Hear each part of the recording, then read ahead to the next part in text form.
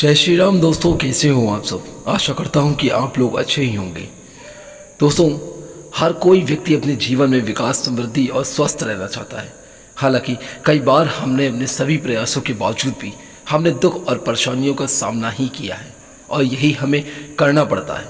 यदि बहुत परेशान रहते हैं, बहुत चिंता है अगर आपके घर में और खुशियाँ नहीं आ रही, तो आज की यह वीडियो बिल्कुल अंत तक जरूर सुनिएगा। इसका कारण है कि कई बार घर का वास्तु हो सकता है।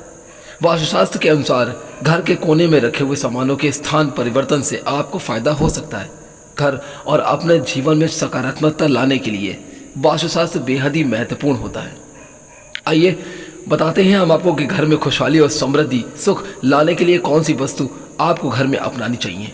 लेकिन उससे पहले, वीडियो में आगे बढ़ने से पहले, अगर अभी तक आपने इस वीडियो को लाइक नहीं किया तो एक बार लाइक करके चैनल को सब्सक्राइब कर दीजिएगा, ताकि हनुमान जी महाराज का आशीर्वाद आपके परिवार पर सदैव बने रहे और आपके जीवन के दुख और संकट जल्दी ही खत्म हो जाएं।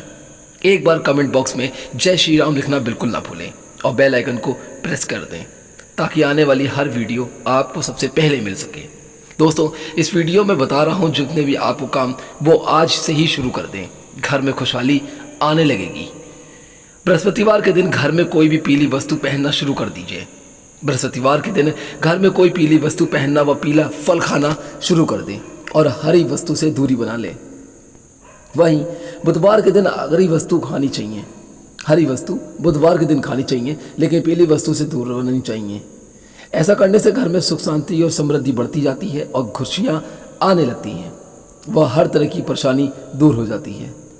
नंबर 2, वास्तु कहता है कि सुबह उठने से पहले अपने मुख्य द्वार को साफ करना चाहिए और उसे अच्छे से सजाना चाहिए। इससे माँ लक्ष्मी की कृपा आप पे हमेशा बनी रहती है। आपके घर में माता लक्ष्मी का वास होता है और घर में सुख समृद्धि का भी आगमन शुरू हो जाता है। इसके साथ ही सकारात्मक ऊर्जा भी आपके घर में धीरे धीरे करके अंदर प्रवेश करने लगती है।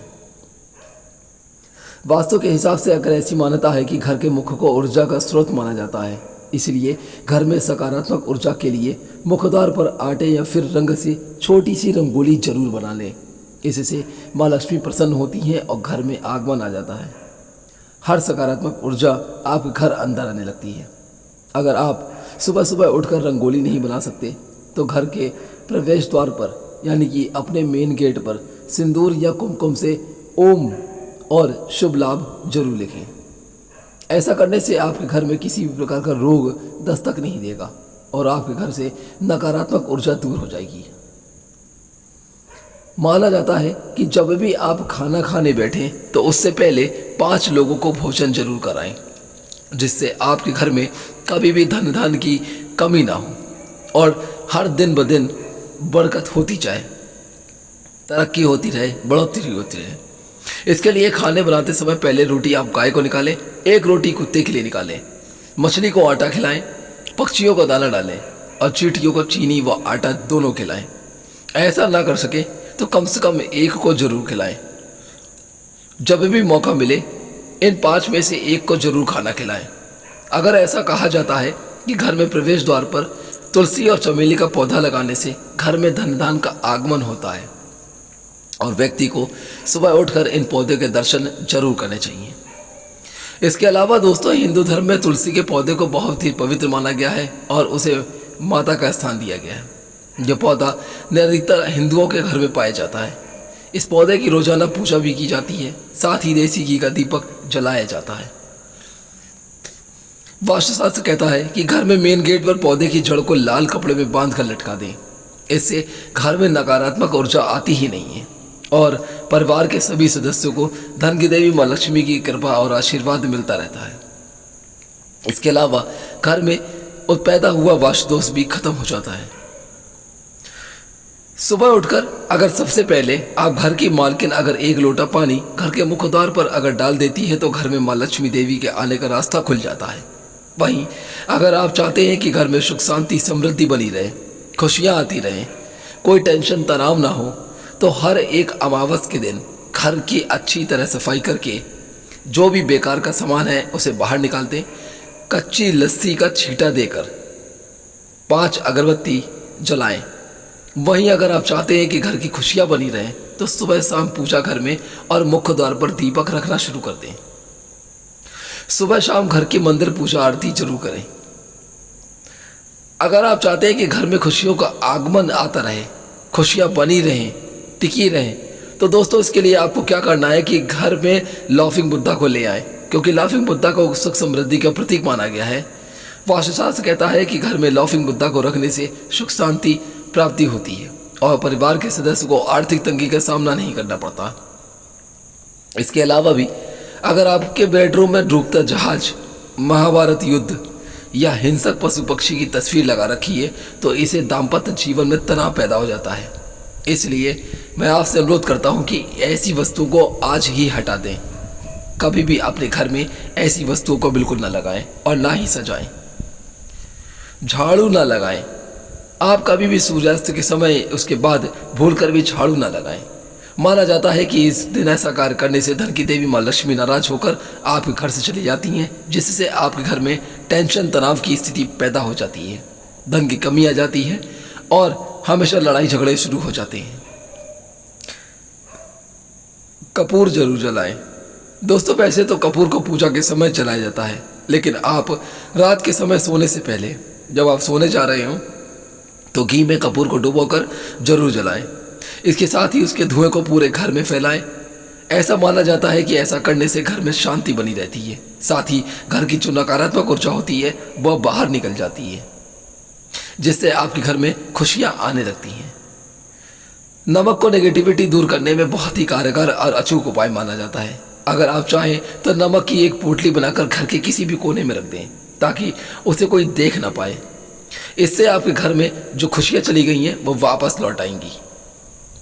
वास्तुशास्त्र कहता है दोस्तों कि घर का जो ईशान कोण होता है वो सबसे ज्यादा पवित्र और सकारात्मक फल देने वाला हिस्सा होता है। इस कोण में देवी देवताओं का वास होता है। इस कारण से जीवन में तरक्की और सफलता पाने के लिए हमेशा इस जगह को हल्का सा साफ सुथरा जरूर रखना चाहिए। गंगा जल का छींटा देना चाहिए और अगर हो सके तो वहां पर एक देसी घी का दीपक भी जलाना चाहिए। इस जगह पर पूजा स्थल बनाना बहुत ही शुभ और श्रेष्ठ उत्तम कार्य माना जाता है। वास्तुशास्त्र कहता है कि बेवजह पानी का टपकना धन की हानि की तरफ संकेत करता है। वास्तु के अनुसार नल या टंकियों से पानी का टपकना शुभ नहीं माना जाता। जिन घरों में नल का पानी हमेशा टपकता रहता है वहीं पर सुख समृद्धि ज्यादा देर तक रहती नहीं है और घरों में सुख समृद्धि और शांति के लिए इस दोष को फौरन ही दूर कर देना चाहिए। दोस्तों ज्योतिष शास्त्र में कई ग्रह शुभ फल देने वाले होते हैं। उनमें से बृहस्पति ग्रह को सुख समृद्धि और संपन्नता का कारक माना जाता है। जीवन में गुरु ग्रह को मजबूत करने के लिए पोछे के पानी में नमक और थोड़ा सा हल्दी मिलाकर उससे पोछा लगाना शुरू कर दें। इस उपाय से जीवन में आपको हमेशा तरक्की मिलेगी और आपके घर में खुशियां आने लगेंगी। घर में दोस्तों रोज ईश्वर की पूजा पाठ करके धूप दीप दिखाना चाहिए। इससे घर का वातावरण तो शुद्ध होता ही है, साथ में सकारात्मक ऊर्जा भी आती है। पूजा करते समय अपना मुख हमेशा पूर्व या उत्तर दिशा की ओर हो रखना चाहिए। शाम के समय घर के प्रत्येक कोने में रोशनी अवश्य करनी चाहिए।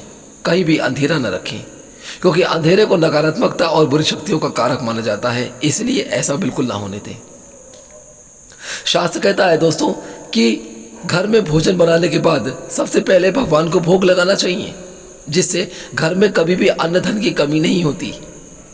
माँ अन्नपूर्णा का आशीर्वाद तो मिलता ही है, इसलिए सबसे पहले भगवान को बिना जूठा किए हुए भोग जरूर लगाएं और इस बात का ध्यान रहे कि किचन में कोई भी जूठा न रखें, जिससे कि माँ लक्ष्मी आपसे नाराज ना हो, उनका क्रोध आप पर न बरसे।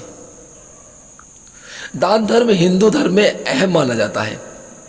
ऐसा हर हिंदू व्यक्ति करता है जिससे कि आपको थोड़े से पुण्य मिले और आशीर्वाद मिले, पूर्वजों का आशीर्वाद और कृपा प्राप्त हो सके। तो इसलिए अनाज का दान देना भी शुभ माना जाता है। जब यह अहम हो जाता है, जब आप किसी भूखे अनाज को देते हैं, इससे आपको पुण्य तो मिलता ही है, उसकी कृपा और आशीर्वाद भी मिलता है। और भूखे व्यक्तियों को अनाज, अगर आप सक्षम हैं तो ब्राह्मण गरीबों को भोजन या अन्नदान दें, जिससे दोस्तों पुण्य की अदृश्य दोषों का नाश करके परिवार को संकट से बचाते हैं।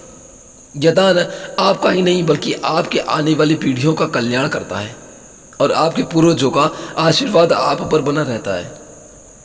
घर में कोई भी मशीन या उपकरण, अगर कोई मशीन है अगर खराब है तो जल्दी ही ठीक करा दीजिए, उसे बदल लीजिए।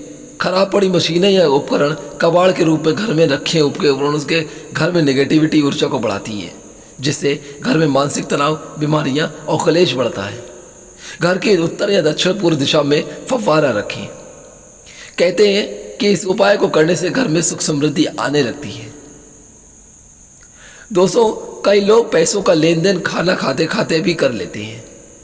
पैसों के लेन देन से जुड़ी ऐसी आदतों को अगर आपके अंदर भी है तो आज ही छोड़ दीजिए, वरना माता लक्ष्मी तो आपसे नाराज हो जाएंगी, आपके घर आएंगी भी नहीं। रुपए पैसों का लेन देन 5 अंगुलियों से करना चाहिए, इससे आपको आर्थिक तरक्की करते हैं। सुबह सवेरे सबसे पहले उठते ही अपनी हथेलियों के दर्शन जरूर करना चाहिए। अपनी हथेलियों को देखना अच्छा माना जाता है।